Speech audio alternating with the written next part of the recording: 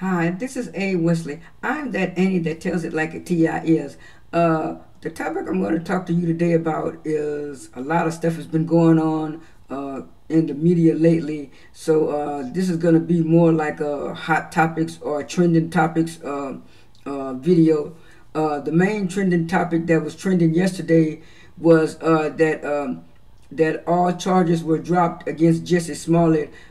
Some people say he made a plea deal. Some people say he didn't make a plea deal, but he did. He is going to do community service, he's going to do community service, and he lost his bail. They were saying he had I guess $100,000 bail, and he lost $10,000 of it. And they say that money is supposed to go toward the cost that they had to pay for the police manhunt to find the people who actually attacked him, because it was conflicting reports yesterday, because right after Jessie Smollett and his lawyer said their comments, and Jessie said unequivocally that he has been innocent, and he has been continually saying he's innocent. And his lawyer spoke out and said that she thought that the decision that they made was fair and just. But maybe about an hour or two later, the mayor Rahm Emanuel and the superintendent Eddie Johnson, they were saying no, that wasn't right. They had enough evidence to go to court to go to court for a trial. They say that's why they gave the evidence to the grand jury to let the grand jury decide, and the grand jury decided that he was guilty of 16 counts. Now I don't know what happened between the lawyers in the room and what they had to do, but it was like the superintendent and the mayor was saying that was not justice to them. So Rahm Emanuel said it was like a whitewash of justice. But then after I thought about it, and I said, well, why come when a black person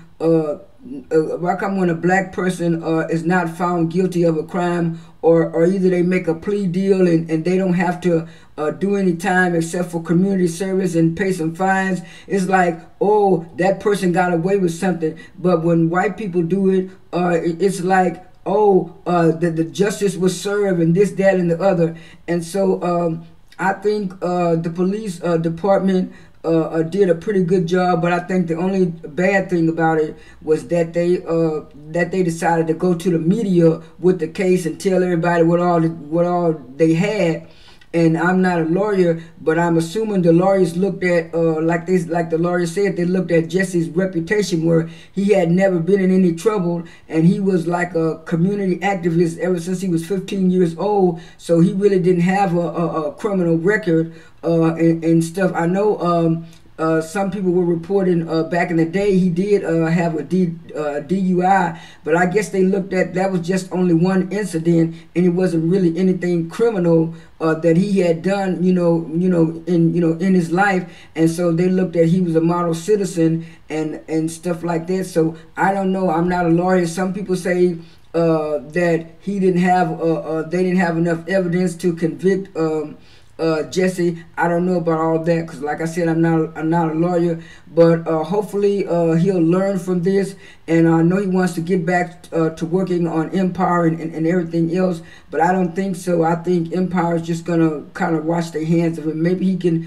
come back after a couple of months. On another note, it was all over the Twitter and internet and the blogs and media that Wendy Williams had a relapse after she found out that her husband's alleged mistress or side chick had a baby over the weekend. They were saying on Monday she left the sober house where she was, and she was supposed to show up, and they didn't think she was going to show up for the show, but they found her, and she was drunk, and they had to take her to a hospital.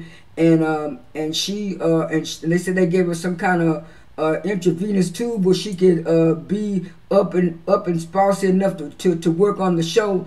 A lot of people have been saying that Wendy Williams should leave this man, but for some reason Wendy Williams doesn't want to leave this man, and she knows that this man is affecting her health, and like I health, and so something's got to give. Either Wendy is got to give, or that husband got to let that mistress go. Something has to happen before something terrible happens.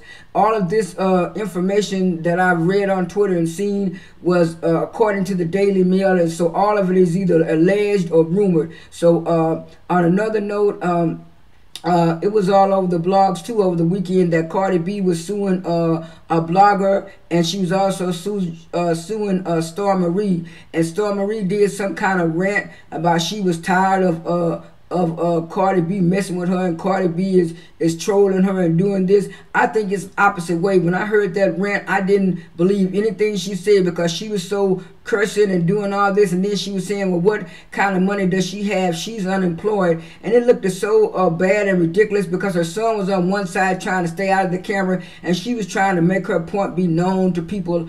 I really think this Starmarie girl is a cloud chaser, and that's all I have to say about that subject. On another note, they were saying that Oprah and Jennifer Aniston and Reese Witherspoon are deciding to go into the streaming platform. They're trying to be competition for Netflix with Apple. But I'm like a lot of people. If they don't have good content, I'm not gonna be signing up for no Apple. I already have enough streaming services that I'm using that I like. I mean, Netflix has certain things I look at, and then I also have Amazon Prime because I signed up with Metro PC. So if I don't like something on Amazon Prime, then I'll go to Netflix, and I also have AT&T, but they have good content. This is A. Wesley, that Annie that tells it like a TI is. I am out.